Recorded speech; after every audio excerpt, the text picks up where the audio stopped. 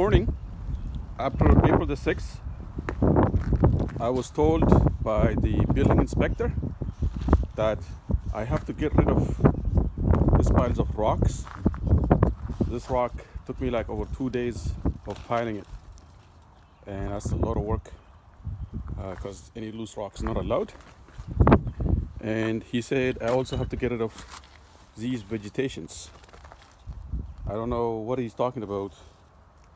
I mean, everywhere I dig, I hit the rock. So I don't know what vegetations he's talking about.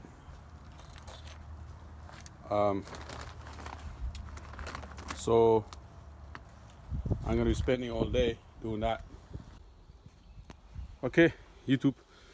When I first bought this land, I had all this area where you see this water puddle. It used to be piles of dirt up to my knee, like topsoil. I mean, it must have been filled there over 1 million years. Now, it took me about a month to remove it, like hand bobbing it by myself. I had a couple of helps. But then I had to dig out all those rocks from all this pile over here inside of a soil. All these rocks, right? And I piled it over here thinking that it's not going to be a problem because, you know what, hey, it's just a rock, right?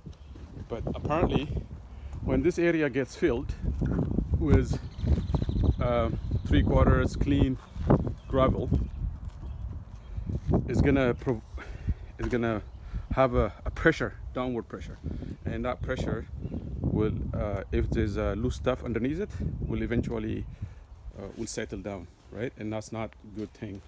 So the inspector came, and I was gonna leave it. I didn't care, but the building inspector in Kingston, I guess, I don't know, maybe in Canada in general, are very, very strict.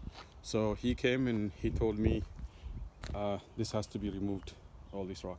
So it took me about half an hour to move it up here, all this big one, and then I had to literally hand bomb all this, like throw it out as far as you can see, all these loose rocks in half an hour.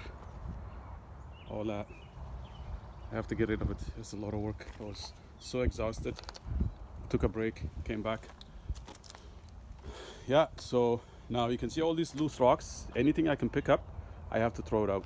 All that, all loose stuff. Now I gotta dig this soil. I don't think it's much, but I gotta dig it out with a shovel and throw it out. Inspector is coming at 3:30. That's in about an hour and a half, and see, I don't think he's gonna fail me now. I think it will pass. He said remove the earth, and he said move the rocks, so which I will do. So this is the last one left. I'll show you here. Come over here. So this much rock is and dirt as I moved from over there to here this morning. I had to throw all that out. See on that corner, see it? All that out, I had to throw with my hand. My muscle is so much aching. I don't know how I'm gonna sleep today. So City of Kingston building inspector came. I'm not allowed to put him on a video because of the rules that they have, and he just inspected my work there, and he said it's all good. So tomorrow I'm gonna show you guys the rocks coming in here and filling that cavity there. Okay, this morning I came, and they are unloading. They're gonna shoot the 7/8 clean gravel. They already put one load in there. So one load is of truck. It looks like this.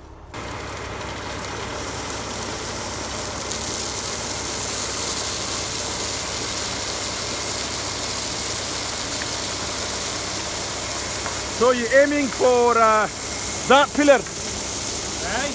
That pillar, that small pillar there? Yeah, it's right. That's the top.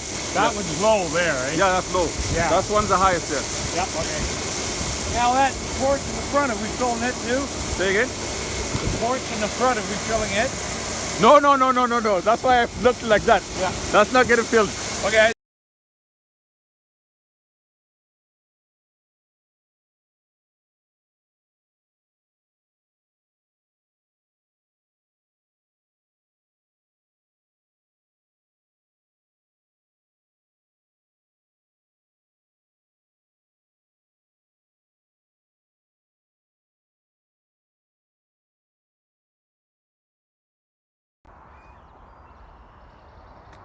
So the last load was just dumped, and the slinger truck just left. And this is what it looks like finally when everything is. It's a little bit rough. Now it's gonna stay rough because I'm gonna do ICF wall here, and then there's gonna be lots of work going on over here. So the roughness doesn't matter. So I wanna level it at the end sometime in the future. But I want to talk to you about you guys, share information with you guys. And one of the reasons why I want to do this is share my train of thought with you and tips, and why I decided certain things a certain way. And that way, if somebody wants to go on YouTube and Google how to do something and what's the best way to choose between any different things, then there's some ideas there. Because this is one of the things I do on YouTube. I search.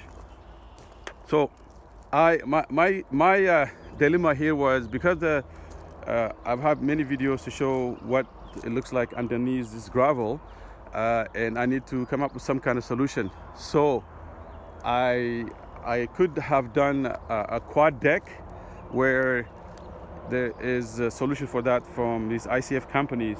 It's called quad deck, and it's not so difficult to install it. But for me, it was two things: a price comparison between what if I put gravel and then do it this way, or a quad deck. One of the biggest disadvantage for me for the quad deck was when I decided to do it, the city told me that Ontario Building Code, I think is maybe revised version, it states that if you have crawl space, it has to be 4 feet deep for the tradesman to work underneath. It doesn't matter whether you have any ventilation system or whatever. I'm not going to put anything underneath, but it has to have space like that. And also you have to have a vent, a natural vent or some kind of machine. On top of that, the R value has to be R35. So when you add up all those, the cost goes up, right? And then it will be comparable to putting gravel in and then putting the R10 and then the concrete on top. So I did the price comparison, and then I decided to go to the gravel side. Now, the gravel side, originally I thought and then I had to calculate in my head. I mean, I'm not gonna tell them, if the gravel is like 20,000, you know what I mean? I'll probably not go that way. I'll sacrifice the height, because if I choose to go 4 feet high, I'm already 6 feet high over here, and then 3 feet high where the door is, and that would make the entrance here about 8 feet high, which is ridiculous already, right? So I mean, it's nice to have a high rise, like I'm on top of everybody in my area, right? But it's not, I can't have it too high to get up. So so I had to make a decision. So I decided to go with this mainly because of the height, and the other things because of the Ontario Building Code. But then I didn't know what the price was, and so I went on Google and Googled gravel calculator, and it gave me a calculation that I would need in this space. I would need about 240 ton, and the contractors that were gonna do this, they told me it would take 300 ton. So I would have, and that the estimate that slinger would have been like about 18 slinger vehicles, something like that. It turned out that I only needed 10. So the last one was dumped right now. So I wasn't even expecting to save that much money, but I saved quite sizable amount of money. So This is, you come to a turning point of making decisions, and I had to make many decisions when I'm building this house, and those are the key things that I want to share on YouTube. So thank you so much. Bye bye.